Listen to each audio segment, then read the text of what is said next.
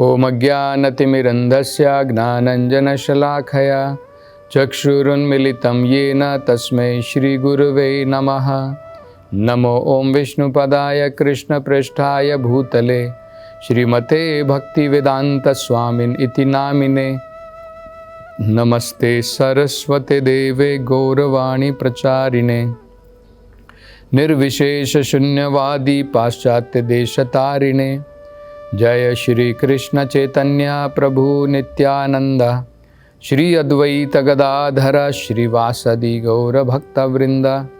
हरे कृष्णा कृष्ण कृष्णा हरे हरे, हरे राम राम राम हरे हरे। हरे कृष्ण। तो पिछली कथा में हम बड़ा सुंदर श्लोक जो भगवान कपिल ने बताया था, किस प्रकार से माता देवहूति को वो कह रहे हैं कि निष्कर्ष यही निकलता है सब कुछ देखने और समझने के पश्चात कि हमें भगवान की चरण कमलों का आश्रय लेना चाहिए और अत्यंत भक्ति भाव के साथ में भगवान की सेवा में लगना चाहिए। और भगवान की जब हम सेवा में लगते हैं वो कोई भौतिक क्रियाएं नहीं हैं, वो भगवान की ही समान आध्यात्मिक है। अब आगे और भक्ति के विषय में भगवान कपिल जो है, जो पहले भी एक बार ये श्लोक भागवत में आया है, लेकिन यहाँ पर थोड़ा सा अंतर है। वासुदेवे भगवती भक्ति योगा प्रयोजिता जनयति आशु वैराग्यम। तो पहले आया था ज्ञानम च यद अहेतुकम। जब ये पहले श्लोक भागवत में प्रथम द्वितीय स्कंद में जब आता है तो वहाँ पर बताया गया है वासुदेवे भगवती भक्ति योगा प्रयोजिता जनयति आशु वैराग्यम ज्ञानम च यद अहेतुकम। यहाँ पर लास्ट में भगवान कपिल जो है थोड़ा सा अलग बताते हैं। वो कहते हैं वासुदेवे भगवती भक्ति योगा प्रयोजिता जनयति आशु वैराग्यम ब्रह्मा च यद दर्शनम। तो यहाँ पर क्या बता रहे हैं कि अगर हम भगवान वासुदेव की भक्ति में सही प्रकार से लग जाते हैं, वासुदेवे भगवती भक्ति योगा प्रयोजिता, भक्ति योग में अपनी इंद्रियों का जब हम प्रयोग करते हैं, आँखों के द्वारा जैसे भगवान के दर्शन करना, ये भक्ति योग है। भक्ति योग के 9 अलग अलग कार्यक्रम होते हैं। श्रवणम, कीर्तनम, विष्णु स्मरणम, पाद सेवनम, वंदनम, साख्यम, दास्यम, आत्मनिवेदनम। तो इस प्रकार से भगवान की भक्ति में अलग अलग कार्यक्रम रहते हैं और अपनी इंद्रियों को हम भगवान की सेवा में लगाते हैं। जैसे कानों को श्रवण के लिए, भगवान की कथा सुनने के लिए, भगवान के नाम को सुनने के लिए, जीभ को भगवान के नाम का कीर्तन करने के लिए, मन को भगवान का स्मरण करने के लिए, जीभ को भगवान की वंदना करने के लिए, अपने हाथ पांव को मंदिर जाने के लिए, मंदिर में जाकर के भगवान को प्रणाम करने के लिए, भगवान की उपासना करने के लिए, भगवान के साथ में सख्य के रूप में, दास्य के रूप में भगवान की सेवा करने के लिए, पूर्ण सब कुछ भगवान की सेवा में लगाने के लिए। तो इस प्रकार से हम भगवान की भक्ति में लग सकते हैं। वासुदेवे भगवती भक्ति योगा प्रयोजिता। ऐसे हम अगर लगेंगे तो हमें क्या मिलेगा? अब यहाँ पर भगवान देखे बता रहे हैं, जनयति आशु वैराग्यम ज्ञानम च। वैराग्य तो आएगा ही, भौतिक संसार से वैराग्य आ जाएगा और साथ साथ में ज्ञान भी होगा। तो ज्ञान और वैराग्य भगवान की भक्ति करने से अपने आप स्वयं स्वाभाविक तरीके से प्रकट होते हैं। तो भगवान का भक्त जो है ज्ञान से विहीन नहीं होता है, वो ज्ञान से पूर्ण होता है, ये हमें समझना है। तो ज्ञान भी आएगा, वैराग्य भी आएगा, और यद ब्रह्म दर्शनम, भक्ति के द्वारा साक्षात हम भगवान के दर्शन कर पाएंगे। अभी देखिए, ये जो शब्द है ब्रह्म दर्शनम, कई बार इसका लोग जो है गलत अभिप्राय निकाल सकते हैं। वो सोचते हैं कि व्यक्ति जो है भक्ति करने के बाद ब्रह्म दर्शनम का मतलब है भगवान की ब्रह्म ज्योति के दर्शन करेगा, जो निराकार स्वरूप है, जिसका कोई आकार नहीं है। तो कई बार लोग ऐसा सोचते हैं। अब इसके कारण भगवान अगले श्लोक में आगे बताते हैं कि एक ही वो भगवान, उसको अलग अलग कार्यक्रम के द्वारा, अलग अलग योग के मार्ग के द्वारा उसी एक भगवान को अलग अलग स्तर पर समझा जा सकता है। ये हमने भागवतम में पहले भी देखा था। वेद व्यास स्वयं कहते हैं, ये प्रथम स्कंद में आता है, वदन्ति तत्तत्त्वविदस्तत्त्वं यज्ञानमद्वयम् ब्रह्मेति परमात्मेति भगवानिति शब्द्यते। वो कहते हैं वदन्ति तत्तत्त्वविदस्। वदन्ति का मतलब है बताते हैं। कौन बताते हैं?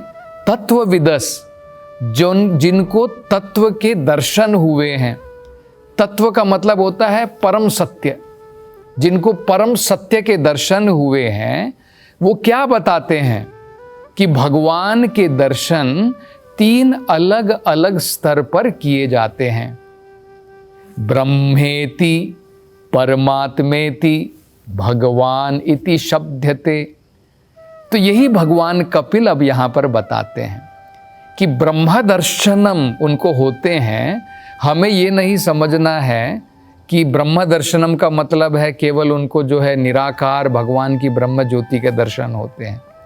नहीं, ब्रह्म ज्योति तो पहले है, उसके ऊपर में परमात्मा है, उसके ऊपर में भगवान है। तो ये वेदों के अंदर में और आचार्यों के द्वारा बहुत सुंदर तरीके से समझाया गया है ब्रह्म दर्शनम किस प्रकार से अलग अलग स्तर पर किए जा सकते हैं। तो एक उदाहरण जो है, रामानुजाचार्य एक महान आचार्य हुए हैं, वो बड़ा सुंदर उदाहरण दे करके समझाते हैं।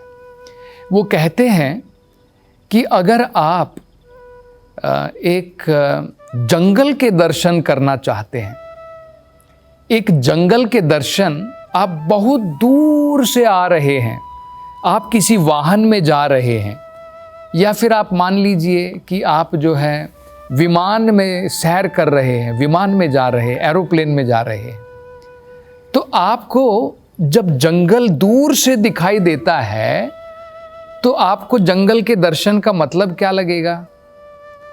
आप दूर से जंगल के दर्शन करेंगे, एक हरे कलर का धब्बा, एक पैच लगेगा कि भाई ये तो एक कुछ ग्रीन कलर का, हरे कलर का कुछ धब्बा है, एक पैच है। क्या उसके अंदर की वैरायटी आपको दिखाई देंगी दूर से? क्या आपको दिखाई देगा इसके अंदर में चिड़ियाँ हैं? क्या आपको दिखाई देगा इसके अंदर में बंदर हैं, इसके अंदर में शेर हैं, इसके अंदर में चीते हैं, इसके अंदर में बहुत सारे अनेकों प्रकार के विभिन्न विभिन्न वृक्ष हैं? क्या आपको दिखाई देंगे? आपको नहीं दिखाई देंगे। जब आप थोड़े और नजदीक आ जाएंगे, थोड़े करीब आ जाएंगे, समीप आने के बाद आपको थोड़ी वैरायटी दिखेगी। अरे, आपको लगेगा पहले मैं सोच रहा था एक केवल ग्रीन कलर का, हरे कलर का धब्बा है, एक पैच मात्र है। अभी मुझे पता लग रहा है यहाँ पर तो अनेकों पेड़ हैं, बहुत सारी वैरायटी है। और जब आप उसके अंदर जाएंगे तब आपको जो है पूर्ण रूप से जानकारी हो पाएगी जंगल क्या होता है, उसमें कितने प्रकार के जानवर रहते हैं, कितने प्रकार के पेड़ हैं, कितने प्रकार के पौधे हैं, और वहाँ पर क्या क्या है। अंदर आपको देखने को मिल सकता है कि कोई तालाब भी हो, वो तालाब आपको दूर से नहीं दिखाई देगा क्योंकि जंगल के अंदर में है। जब आप बिल्कुल अंदर चले जाएंगे और पूरा निरीक्षण करेंगे तब आपको जो है वो दिखाई देगा। तो इसी प्रकार से रामानुजाचार्य बताते हैं, जो लोग भगवान के दर्शन ज्ञान के द्वारा करते हैं वो भगवान से दूर हैं, क्योंकि जब तक भगवान के साथ में प्रेम नहीं बनता है भगवान को पूर्ण रूप से नहीं जान पाएंगे। आप जरा थोड़ा अंदाजा लगाइए, सोचिए, एक आदमी जो है रोज आता है, क्या आप उसको देखने के बाद समझ सकते हैं? आप रोज उस व्यक्ति को देख रहे हैं, आप वॉकिंग के लिए जाते हैं, एक आदमी रोज वहां पर वॉकिंग के लिए आता है, आप थोड़ा देखते हैं, हाँ इस व्यक्ति को मैं जानता हूं, ये रोज यहां पर दौड़ने के लिए आता है, चलने के लिए आता है, लेकिन आपने कभी उससे बात नहीं की, आपका उससे कोई लेना देना नहीं, आपका उससे कोई रिश्ता नहीं, आपको थोड़ी पता है ये व्यक्ति कौन है, कहाँ पर काम करता है, उसकी फैमिली में कितने मेंबर हैं, उसके कितने बच्चे हैं। लेकिन जब आप प्रेम के साथ में आप उसके साथ घुलते हैं, मिलते हैं, भाई आप कहाँ से हैं, आप कौन हैं, और आप भी अपना परिचय देते हैं, वो भी अपना परिचय देता है, और बाद में आपका थोड़ा संबंध बनता है, लेन देन होता है, तब जा कर के जो है आप उसके बारे में सही प्रकार से समझ पाएंगे। यही है। तो ज्ञान के द्वारा कोई भी व्यक्ति भगवान को नहीं समझ सकता है, केवल प्रेम के द्वारा मात्र पूर्ण रूप से हम भगवान को समझ सकते हैं। अभी ज्ञान के द्वारा हम प्रधानमंत्री को समझ सकते हैं, ठीक है, थोड़ा बहुत समझ सकते हैं, प्रधानमंत्री जी ये हैं, प्रधानमंत्री जी वो हैं, उन्होंने इस प्रकार के अलग अलग प्रोजेक्ट बनाए हैं, उन्होंने स्वच्छ भारत अभियान बनाया है, लेकिन प्रधानमंत्री व्यक्ति के रूप में कैसे हैं कब आपको पता लगेगा? जब आप उनके बिल्कुल करीब होंगे। करीब मतलब केवल सामने खड़े हो गए उससे नहीं पता लगेगा, जब आप उनके साथ में कुछ रिलेशन में होंगे, आप भी एक मिनिस्टर हैं, वो भी एक मिनिस्टर हैं, और आप बड़े गहरे दोस्त बनेंगे उनके, तब जा कर के जो है आपको प्रधानमंत्री जी कौन है उनके बारे में पता चलेगा। तो यही है। तो ज्ञान योग के द्वारा सबसे पहले जो दर्शन होता है उसे ब्रह्मन दर्शन कहते हैं। ब्रह्म ज्योति के दर्शन होते हैं। वो उस प्रकार से जैसे मानो दूर से जब भगवान के दर्शन किए जाते हैं तो भगवान के शरीर से जो कांति निकलती है, भगवान के शरीर से जो रेज निकलती है, उसके कारण भगवान का स्वरूप इनको नहीं दिखता है, केवल ये भगवान की ब्रह्म ज्योति के दर्शन कर पाते हैं। इसे कहते हैं ब्रह्मेति। और ज्ञान से ऊपर ध्यान होता है।